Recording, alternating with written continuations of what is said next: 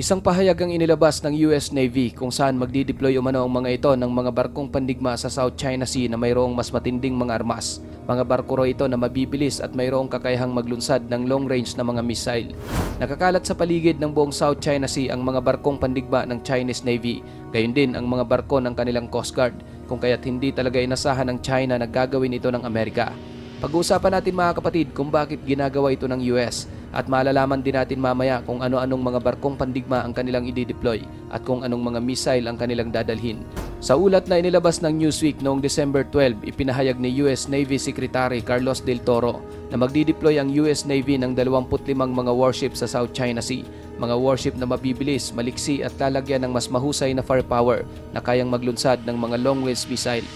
Ayon sa report, ang nasabing mga missile ay ilalagay sa medyo maliliit na mga warship gaya ng sa Freedom Class at Independent Class Littoral Combat Ship. Ito yung maliliit na mga barkong pandigma ng US Navy na nakadesenyong mag-operate malapit sa mga baybayin. May kakayahan itong talunin ng mga tinatawag na anti-access, asymmetric na mga banta gaya ng mga minang dagat, mga diesel submarine at mga mabibilis na surface craft. Ang mga combat ship na ito ay may kukumpara sa mga corvette ng Navy ng ibang mga bansa. Base sa US Navy Secretary, ang nasabing mga barkong pandigma ay lalagyan ng Mark 70 Payload Delivery System.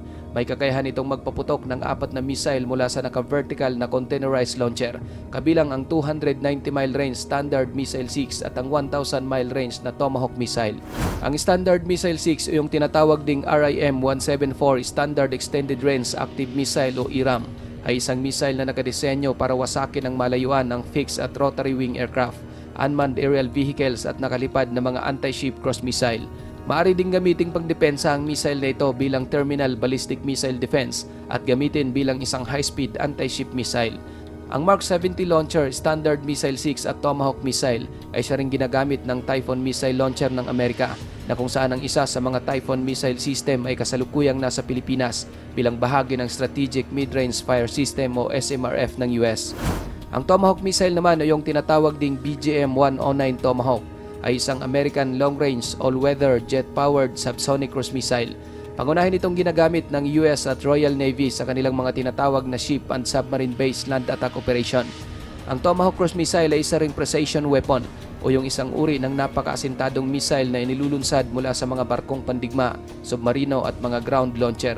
Ang missile na ito ay nagagawang matamaan ng napakatumpak ang kanyang target mula sa 1,000 milya ang layo, kahit pa napapaligiran ng airspace na dadaanan ito ng mga matitinding pangdepensa. Ang pinaka-latest na version ng Tomahawk missile ay ang tinatawag na Block 4 Tactical Tomahawk o yung tinatawag ding TACTOM. Mayroon itong data length na pinapayagan ng missile na magpalit ng mga target kahit lumilipad na ito sa ere o magpaikot-ikot muna ng halos 1 oras at magpalit ng direksyon depende sa nag-ooperate. Noong 2020, mas pinahusay pa ng US Navy ang missile kung saan na-modernize ito at nagkaroon ng extension ng kanyang service life ng hanggang sa 15 years. Ang nasabing pag-upgrade ay nagresulta ng isang bagong Tomahawk missile na tinatawag naman nilang Tomahawk Block 5 series. Halimbawa, ang Tomahawk Block 5 ay mayroon ng upgraded navigation at communication. Ang Tomahawk Block 5A ay nagkaroon naman ng kakayahang umatake sa mga gumagalaw na target sa dagat. Samantalang ang Tomahawk Block 5B ay nagkaroon naman ng tinatawag na Joint Multi-Effects Warhead na kayang matamaan ang mga komplikadong land target.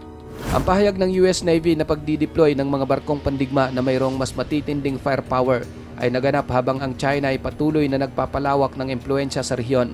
Ang littoral combat ship na i-deploy sa South China Sea ay pamumunuan ng Destroyer Squadron 7 o yung tinatawag ding Destron 7. Isa itong naval unit ng United States Navy na nakaestasyon sa Singapore na na-assign din sa United States 7th Fleet.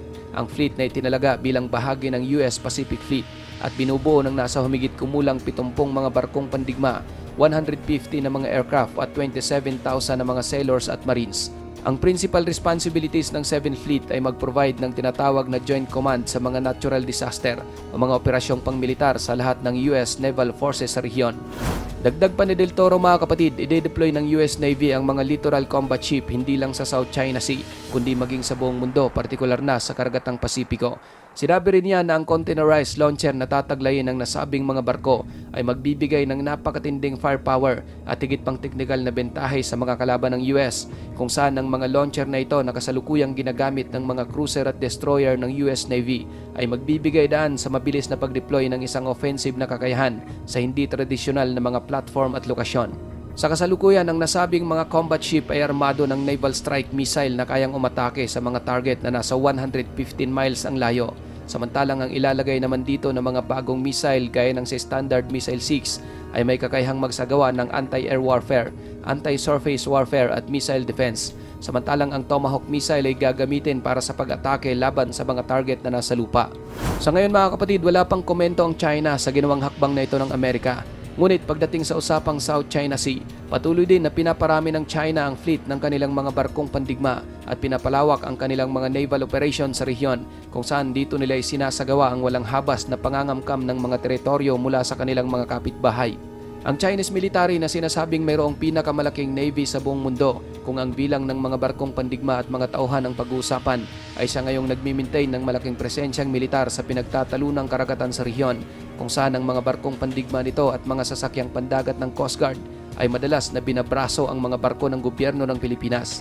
Inaakusahan din ng China ang Pilipinas ng paglilikha umano ng gulo sa karagatang parte ng South China Sea o West Philippine Sea. Pinofrobok umano ng Pilipinas ang China sa tulong ng Amerika, kung saan ang Pilipinas daw at Amerika ang pinagmula ng tensyon. Ngunit ang katotohanan, dahil sa mga pinaggagawa ng China na pang-aagaw ng mga teritoryo, nagkaroon ng matinding tensyon. Seryoso ang Amerika mga kapatid sa layunin nitong mag-deploy ng maraming barkong pandigma sa South China Sea. Maliban kasi sa nais nitong magkaroon ng impluensya sa rehiyon, marami rin itong mga interes na pinoprotektahan. Hindi rin tinatalikuran ng US ang pagiging kaalyado nito sa Pilipinas, lalo na pagdating sa panggigipit ng China.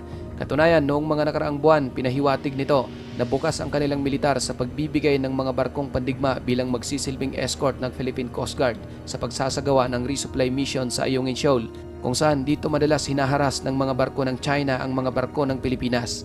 Sa ngayon mga kapatid, patuloy pa rin ang US Navy, partikular na ang US Navy 7th Fleet sa paglalayag sa malaking bahagi ng South China Sea.